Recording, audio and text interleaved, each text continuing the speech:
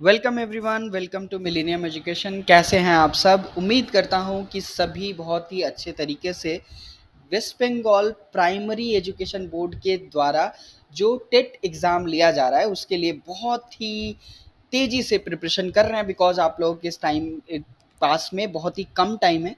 First of all 14 अक्टूबर से लेकर के आपके पास में 3 नवंबर तक टाइम है। आप प्लीज़ अपने फॉर्म को बहुत ही ध्यान से फिलअप करें।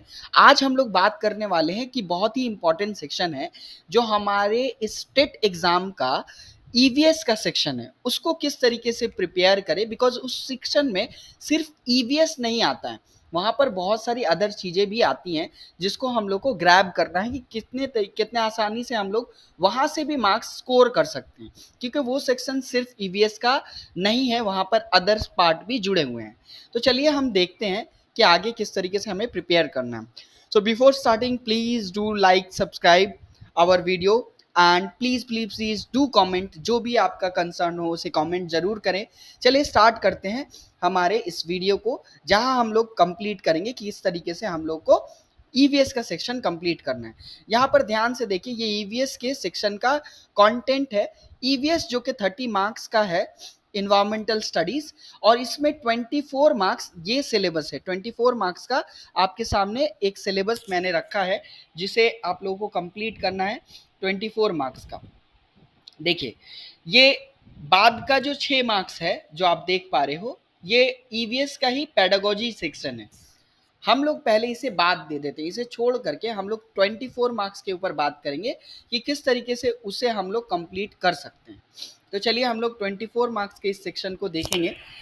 तो देखो, हमारे पास जो सिलेबस है ईवीएस का, उसके कंटेंट को ध्यान से देखें। इसका कंटेंट क्या है? इसका कंटेंट हम लोग साफ देख पा रहे हैं कि पहले तो बायोलॉजी के बहुत सारे सेक्शन हैं, जैसे आवर बॉडी हेल्थ क्लीननेस, जिसमें digestion, respiration, nervous system, excretory system. It means the human body में जितने भी सिस्टम्स हैं उसको आपको प्रिपेयर करना है। That is this section belongs to biology.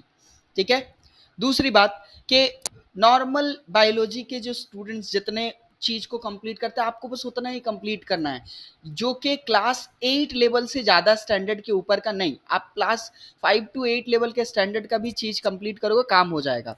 Then family system के ऊपर, और आपका national international martial arts etcetera etcetera, जो फेयर्स यानी जो फेस्टिवल्स, सर्कस, जो भी चीज़ होते हैं उनको भी प्रिपेयर करना है। ये जो अलग सेक्शन है इसको बात देते हैं। देखिए, ये भी सेक्शन प्लांट एंड एनिमल, ये भी बायोलॉजी से बिलोंग करता है।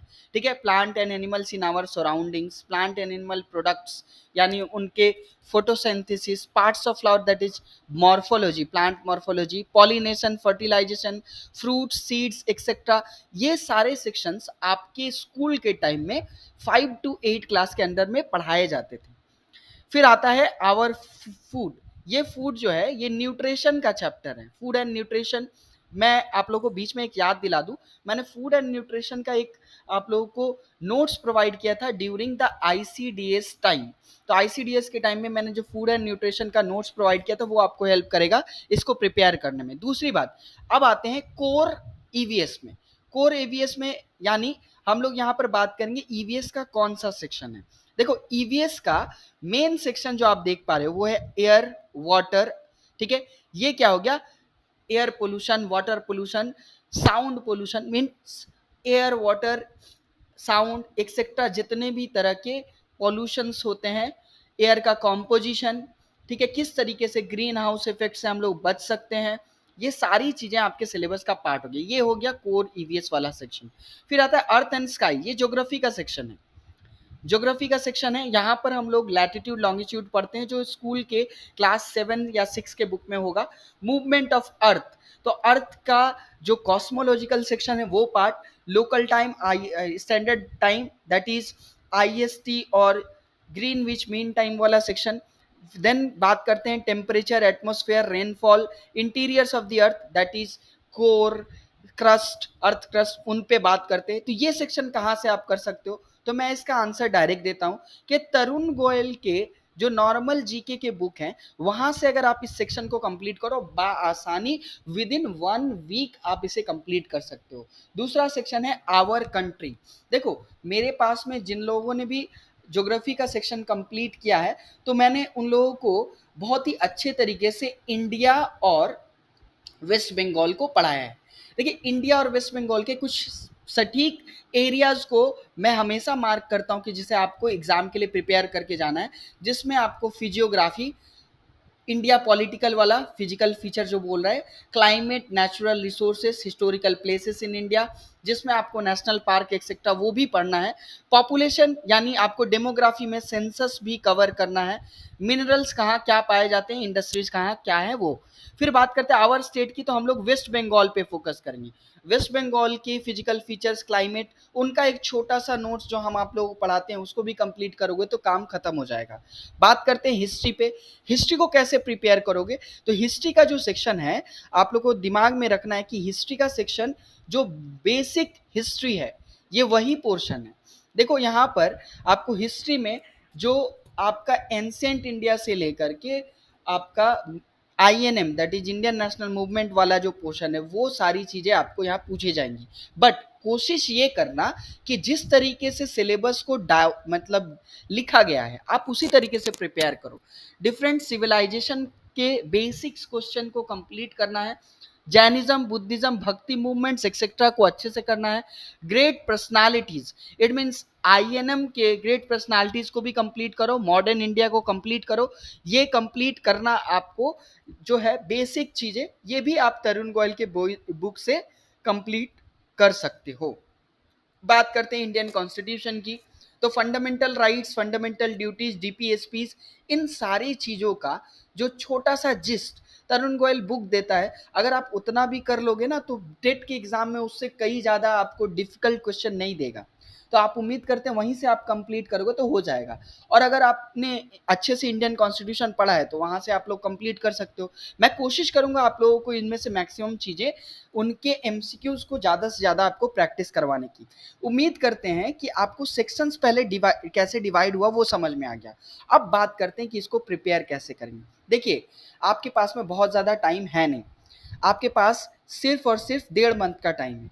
आप जब इस सारी चीज़ों को कंप्लीट करने जाओगे तो आपको वक्त लगेगा। जिन लोगों ने अच्छे से इन चीज़ों को पहले भी पढ़ रखा है मैं उन्हें रिकमेंड करूंगा कि आप एक बार रिवीजन दो अपने टेक्स्ट को, ठीक है। अब टेक्स्ट कहाँ से हो सकता है, अगर कोई अपने 5 to 8 के बुक को भी पढ़ता है तो भी टेक्स्ट काम करेगा आपके लिए, या फिर आपने कंपटीशन के लिए जो बुक्स इससे पहले पढ़े, आपका मटेरियल सोर्स कुछ भी हो सकता है, आप उसे रिवीजन दो। उसके बाद मेन चीज क्या है, आपको 1.5 महीने में मैक्सिमम MCQs प्रैक्टिस करनी है। यही चीज आपको हेल्प करेगा इस एग्जाम को क्रैक करने में। मैं उम्मीद करता हूं कि आप लोगों को ये सेक्शन अच्छे से समझ में आया होगा और ये सेक्शन आप लोगों को जो है नंबर बूस्ट करने में हेल्प करेगा। दूसरी इंपॉर्टेंट बात याद रखें कि आपको एनवायरमेंटल स्टडीज प्लस मैथमेटिक्स के पोर्शन को एकदम अच्छे से प्रिपेयर करना है।